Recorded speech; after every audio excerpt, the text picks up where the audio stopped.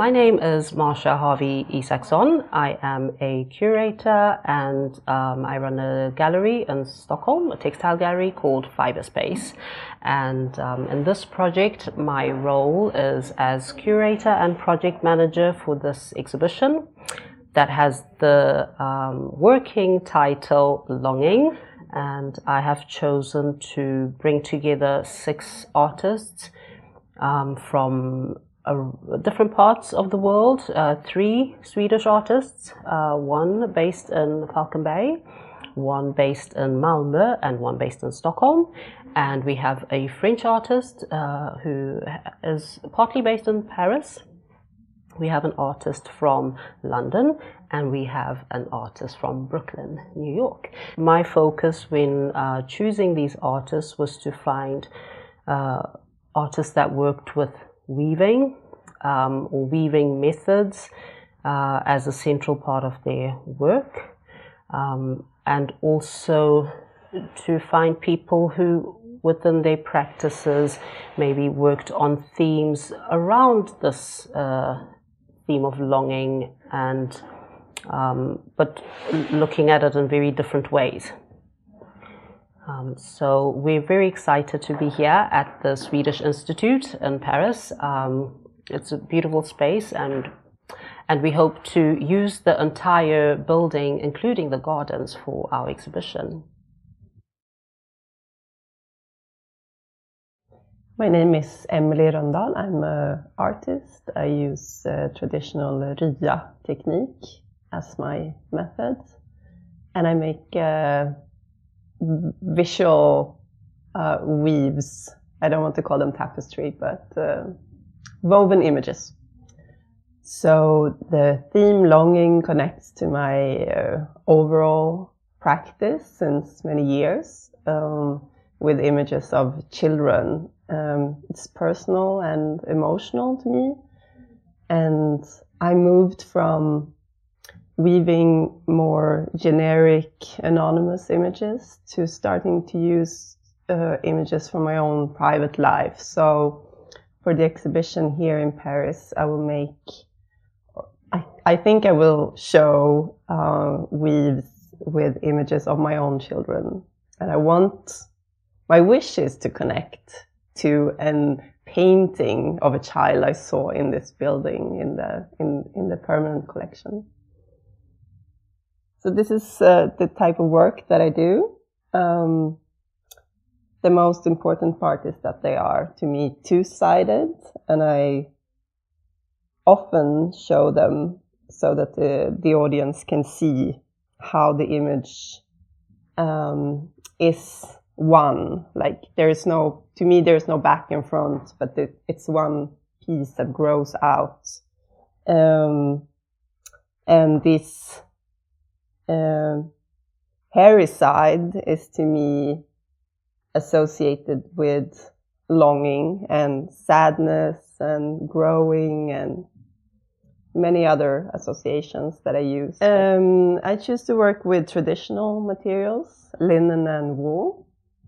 Lately I've been also starting to use linen, not in this piece, but lately in more recent pieces I started to use linen also in the longer threads to make the image more straight in a way. But they are traditional materials. I want them to be pieces that are not, you don't have to be so careful with. You can just move them around, you can touch them, and they can take a lot of dirt and dust, and you just shake it off. And that's part of how I am and how I work as well. I'm Kristina Mintzing, and I'm a visual artist based in Malmö, Sweden. I normally work with archival material that I combine into big collages that I cut and weave together again, creating a kind of pixelated image. At the moment, I'm working on a bigger theme called Don't Quit Your Day Job. And it's about a woman, a photographer in Lund, in Sweden, that was working just during the 1920s and she was a brilliant photographer, staging fantastic photographs. But when the crisis came in the late 20s, everything was collapsed, and she had to close her studio, and she hid all her negatives underneath the floor, and they were discovered 100 years later, and now I've been able to work with that treasure. For the work in Paris, I will continue working with this Don't Quit Your Day Job, because during all the time that Ida Ekelund was working as a photographer, she kept her identity as a photographer. So she was a housemaid / photographer, and I think this is such a big issue also for contemporary artists, having this double identity, and this fascinates me. I normally work quite big, but this is a portrait that Ida Ekelund made, and I've almost like pixelated from a very handicraft way, making these portraits. And my daughter says they are quite scary, looking like almost like a death mask. I kind of think about JPEG images being saved over and over again, and then they lose quality. And this is something that is interesting for me. Yeah. So most of the time I work with quite low materials. I make collages on vinyl because I'm quite clumsy in the studio. And then I just weave and cut and emphasize the things that I find in the images. Parcel ribbons and vinyl is my material. I think for me it's been very important with this picking things apart and combining them again. So I see it almost like a performative thing. And since I've been working almost exclusively with women and labor in different ways, I have been connecting also through my work. I think for me longing has been a process that I have baked into the work, connecting me with different times and people, or mostly women, that I really feel a strong connection to. So regardless of what time they have lived in, I weave us together quite physically. My name is Mariana Silva Vareda, and I'm a textile artist and a weaver. Well, I work often with the theme, you have historical stories, and I think I try to relate to understand the modern time by knowing the history, and I think it's a way of understanding why society and people are reacting as they are. And then I try to find similarities between human beings in expression, especially in textile. So in this Swedish institution, I have an idea of working with gathering of people. So how we reunite and do things and do resistance. Well, longing is, it relates in the sense that also longing for background, to be maybe in another place, or the place where you originally come from, and longing for home, and longing for changes also, and understanding. This piece I'm wearing, it was made for an exhibition in Stockholm at Hove, and actually the theme was funeral or burial. The material is wool and silk, and it's actually it's a double weave. And it's also dyed with natural colors, so it's madder root and cochineal. So I made these other burial or rescue blankets, which are quite common in Latin America, that you get buried in your poncho. So it's a rescue blanket and a very good piece of fabric what you can use as a pillow or a wingtail, or just warm yourself where you're traveling. So my name is Com Touvet and I'm a weaver. I'm an artist, and I've worked for a long time as a weaver, looking for structures, sort of research about how threads are bound together. I was always challenged with some project to find solution, and so I really live with like a structure world. So all my imaginary is through dots, and the pieces I want to show are a result of that research, which is a research like microscopic in a way, because I'm always in the threads and it's a very small scales. So now with this project, I wanted to show off what's in my mind when I do structures, because sometimes when you do fabric, it's only at the end just a fabric and it's just another fabric. But for me, it has more to say. So I decided to make a bigger scale structure with a narrative thread, something figurative, something in a way for me like a totemic figure, using the dots, only the dots to make the figure. So I think with weaving, it's a lot to do with longing, because it's a very long process, and it's not only the craft process that is long for me. It's also like it can be years, weeks, months, where you have something in your head, but it's not words, it's not music, it's something about binding together threads and produce an effect.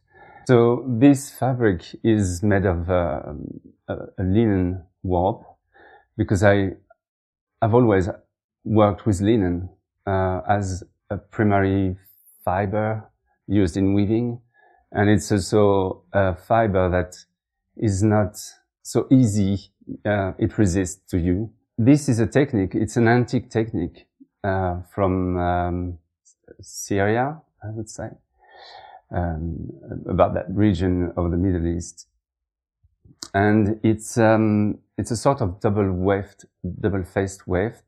So it's reversible, and I've worked with two colors, because it's a technique where you can have several colors at the same time.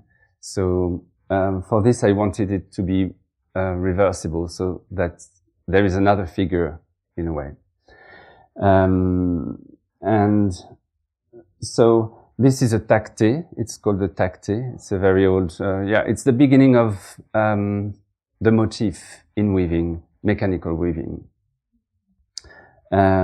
So I use a string of linen that are normally used by the butchers and wool that I sourced in the center of France, near Aubusson. It's a very old spinner who has a beautiful, very little mill, and we did the color together. That was the idea, to do something with the people around where I now have my studio in near Angoulême, between Limoges and Angoulême. And I like the combination of linen, which is a very straight yarn, and wool, which is very kind of elastic and very textured and warm. And I like the contrast of the material. And then I work with the contrast of colors. And I use, well, for me, it's like a language. The color tells something. And I like to use bright colors that will eventually fade in time. So I always try to work with a high contrast, thinking, well, in time, with the light and with the weather, it can fade away. And I like the idea that you have a very strong figure, but at the end of the time, it's just a fabric with like shadows of colors or something. Well, it's just a fantasy that I have. So my name is Mark Caulfield Moore, and I am a painter primarily that incorporates hand weaving into my process. I think what's really central to my practice is this idea of textiles being very nomadic. So thinking about the historic use in terms of rugs or tents, items that aren't attached to any particular location but used to marcate space for temporarily, but then can be rolled up and moved again. So I think this idea of transience is rooted in my own dual identity, or my mixed race heritage of being born in Bangkok to a Thai mother, but also as a child then moving to England. So I think my process is, I've been fortunate enough that my practice has led me back to Thailand, where I've learned traditional ikat techniques from weavers there. But instead of the usual binding and tying technique, I paint directly onto the warp threads. So as you can see, everything is painted onto the warp, and when that is dry, I wind the threads onto the loom, and that is this winding onto the loom that creates the distortion, or the sort of distinctive blurred aesthetic of ikat. What I really enjoy about my work is the emphasis on my hand and my drawing, because I think weaving can sometimes be quite a laborious and mechanical process, whereas I really enjoy the immediacy of painting directly onto the warp. And yeah, I think in all my work, it's an interrogation into my heritage, and sort of this idea of liminality or in-betweenness is something that I explore a lot within my work. And most recently I had a show where I looked at Thai spirit houses, but also in relation to celebration cakes, and that it's always about it's all about threshold. So I think in terms of longing, it's sort of about a reconnection with my Thai heritage. Just after I began weaving, I found out that my maternal grandmother was actually a weaver herself. Although I never got the chance to meet her, I view sort of my practice as a way of, or I like to think of myself in the studio doing the exact same things that she would have done many years ago and many, many miles away. My name is Julia Bland. My work involves weaving and painting, as well as cutting, sewing, dyeing, braiding, and burning. I'm always expanding upon these processes and searching for the places between them as I develop new works. While I was preparing for this exhibition, I was working primarily from home, and I was pregnant, so I was not doing any oil painting. Instead, I was working on the loom, removing the fabrics, and then weaving and reweaving the images and patterns. I also started exploring felting for the first time. And the felting was a way for me to engage with the surface and with the imagery in a more fluid way. It took on the role of drawing, that cutting or painting might have taken in previous works. For me, to be in a state of longing is to be in a sort of mystic state. One way to look at it would be that we are all in a state of longing, a constant state of longing for our source or for some kind of divine presence. And this overarching large sense of longing is reflected in our everyday lives as longing for our loved ones, longing for home or for justice. And for me, during this time, my overwhelming sense of longing was for my child, and also for the world that she would be born into. And in this sense, we were all in a state of becoming. The two became very intertwined. For me, to be in a state of longing was to be in a state of becoming.